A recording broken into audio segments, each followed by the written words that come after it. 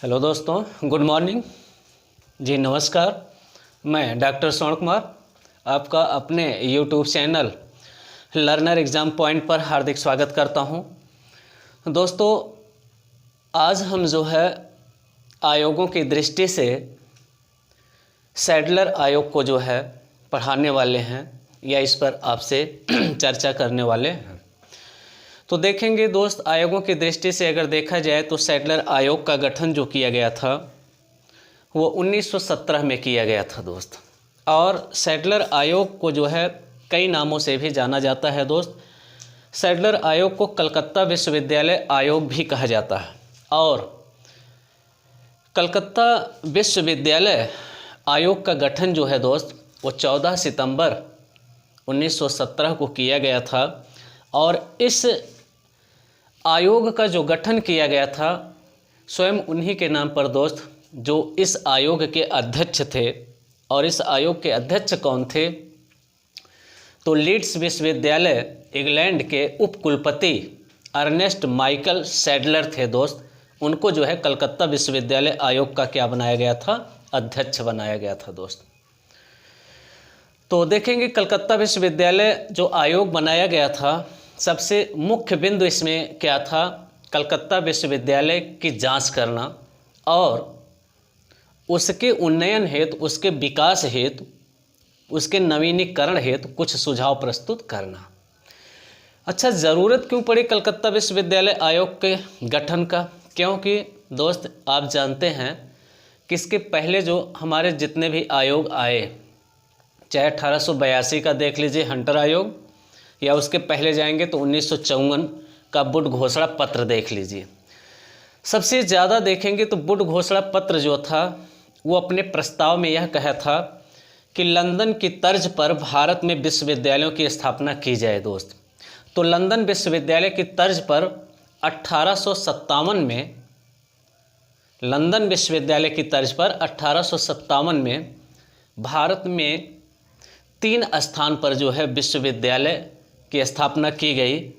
पहला देखेंगे तो पहला विश्वविद्यालय जो था वो कोलकाता विश्वविद्यालय, दूसरा मुंबई विश्वविद्यालय और तीसरा जो था वो चेन्नई व मद्रास विश्वविद्यालय की स्थापना की गई थी दोस्त। स्थापना तो किया गया लंदन विश्वविद्यालय की तर्ज पर, लेकिन वास्तव में लंदन विश्वविद्यालय की स्थिति और भारतीय विश्वविद्यालयों की स्थिति में ज़मीन आसमान का फ़र्क दिखाई दिया।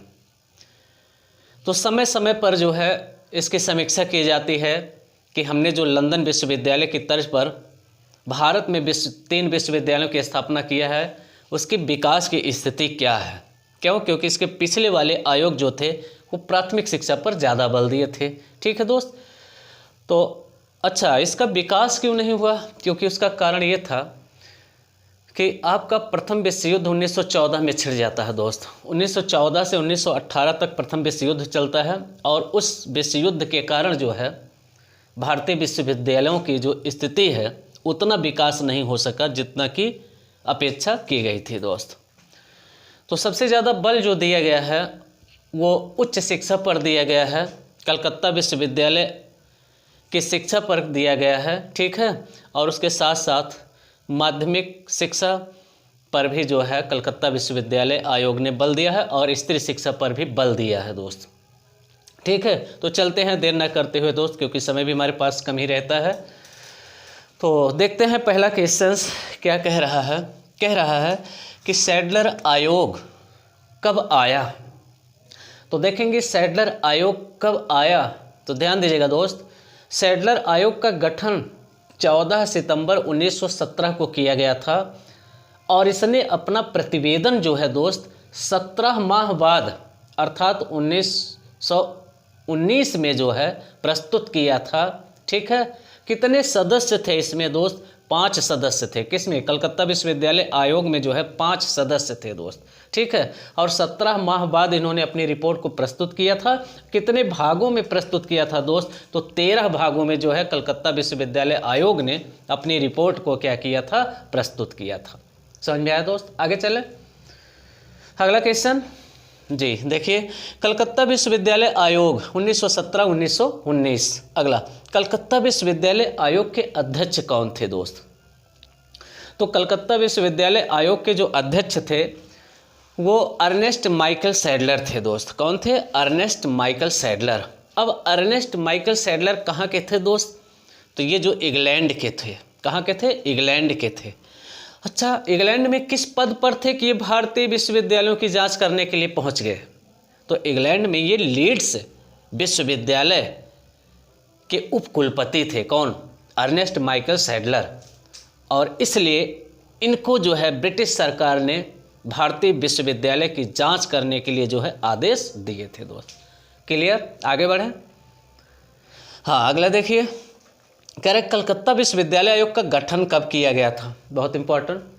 कलकत्ता विश्वविद्यालय आयोग का गठन 14 सितंबर 1917 को किया गया था दोस्त। अगला क्वेश्चन, सैडलर का पूरा नाम बताइए। तो माइकल अर्नेस्ट सैडलर कहाँ के थे? इंग्लैंड के थे दोस्त। अगला देखिएगा, कह रहे कि माइकल सैडलर किस पद पर थे?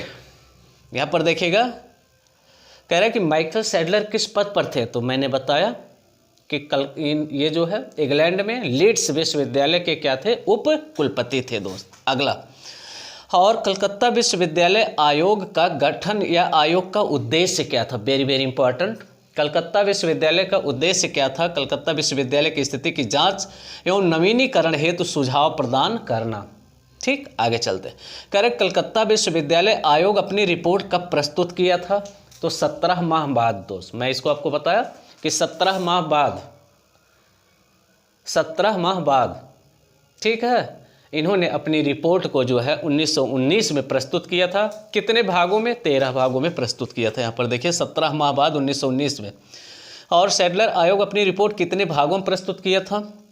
तो 13 भाग में प्रस्तुत किया था दोस्त। अगला, सैडलर आयोग भारतीय सदस्य कौन थे? बहुत इंपॉर्टेंट है, ये पूछा जा चुका है। सैडलर आयोग में दो भारतीय सदस्य थे, एक हिंदू और एक मुस्लिम।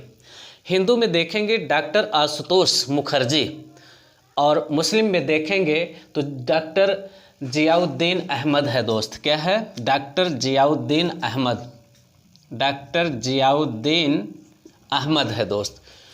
तो डॉक्टर आशुतोष मुखर्जी और डॉक्टर जियाउद्दीन मुखर्जी, ये दो जो है कलकत्ता विश्वविद्यालय में भारतीय क्या थे? सदस्य थे दोस्त। यहाँ तक समझ में आया? आगे चले, फिर से देख लीजिए। कह रहा है कि सैडलर आयोग ने अपनी रिपोर्ट कितने भागों में? 13 भागों में। सैडलर आयोग में भारतीय सदस्य दो थे, डॉक्टर आशुतोष मुखर्जी और डॉक्टर जियाउद्दीन अहमद। हाँ, अब यहाँ पर कि डॉक्टर आशुतोष मुखर्जी कौन थे? क्यों इनको सदस्य बनाया गया? तो प्रश्न उठता है कि तत्काल उस समय कलकत्ता विश्वविद्यालय के जो है उप कुलपति थे। कौन? डॉक्टर आशुतोष मुखर्जी। डॉक्टर आशुतोष मुखर्जी कलकत्ता विश्वविद्यालय आयोग के उप कुलपति थे। कलकत्ता विश्वविद्यालय आयोग की ज़रूरत क्यों पड़ी? Very very important. क्या ऐसी आफत आई कि कलकत्ता विश्वविद्यालय आयोग का गठन करना पड़ा ब्रिटिश सरकार को? क्यों?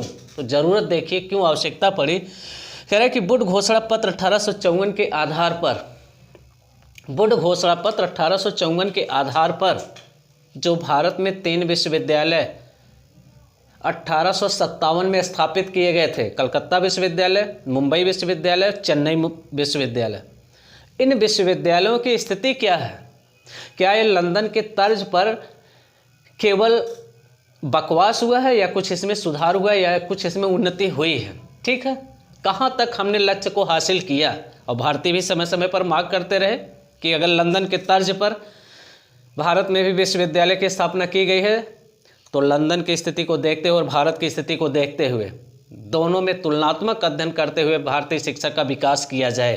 देखिए, कलकत्ता विश्वविद्यालय आयोग की जरूरत क्यों पड़ी? वुड के घोषणा पत्र 1854 के आधार पर 1857 में जो लंदन की तर्ज पर 3 विश्वविद्यालय स्थापित किए गए थे उसकी जांच करना, मूल्यांकन करना और जो उसमें कमियां उसको दूर करना और नवीनीकरण हेतु सुझाव देना। अगला, कलकत्ता विश्वविद्यालय का विकास कम क्यों हुआ? तो कलकत्ता विश्वविद्यालय आयोग का विकास कम इसलिए हुआ दोस्त क्योंकि प्रथम विश्व युद्ध छिड़ गया था। प्रथम विश्व युद्ध 1914 से 1918 तक चला था।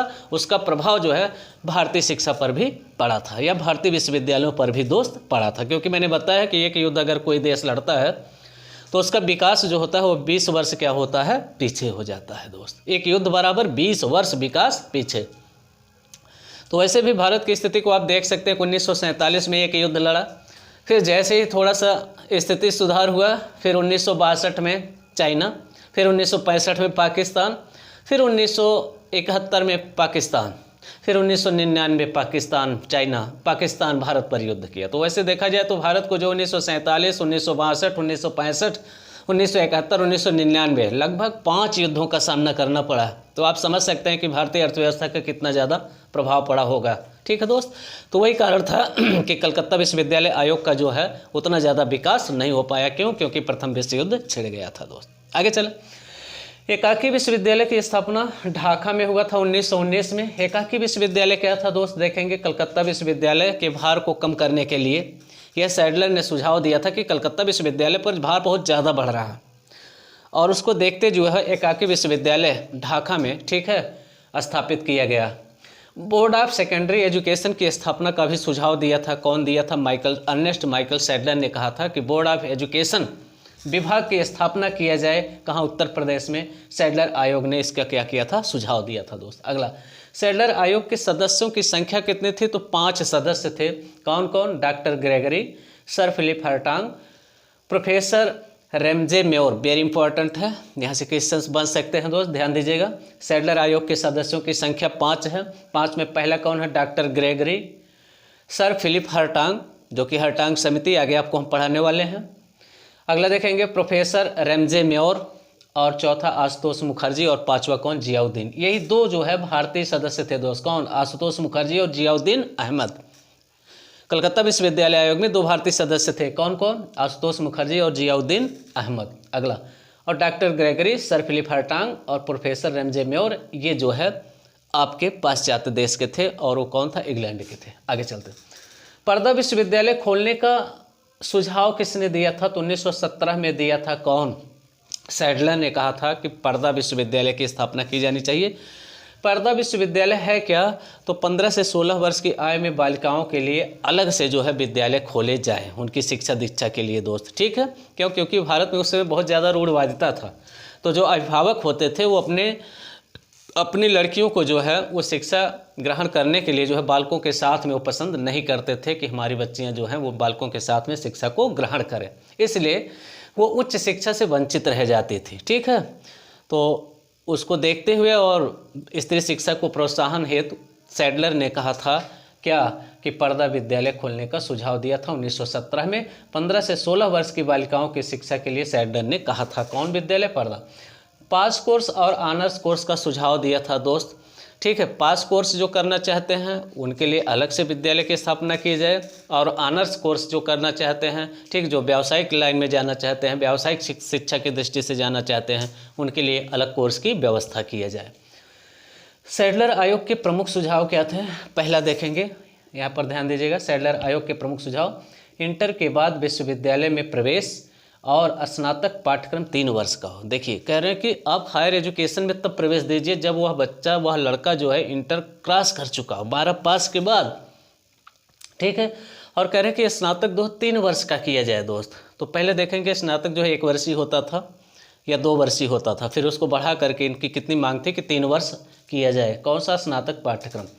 अलग से इंटरमीडिएट कॉलेजों की स्थापना किया जाए, इन्होंने कहा था, क्योंकि पहले जो होते थे एक ही में इंटरमीडिएट और डिग्री कॉलेज जो होते थे वो एक ही में होते थे दोस्त, इसलिए इन्होंने कहा नहीं, ऐसी व्यवस्था नहीं, बल्कि अलग से जो है क्या किया जाए, इंटरमीडिएट कॉलेजों की स्थापना किया जाए। इंटर में शिक्षा का माध्यम भारतीय भाषा को बनाया जाए, बहुत अच्छा।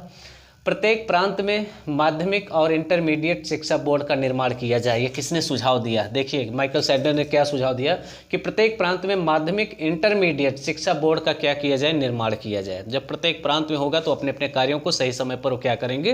पूरा कर लेंगे। और देखिएगा, कह रहा है कि कलकत्ता विश्वविद्यालय का सुझाव व सूचना है। देखिए किसका कथन है, कह रहा है कलकत्ता विश्वविद्यालय का सुझाव व सूचना भारत के इतिहास में इसका महत्व असीम है।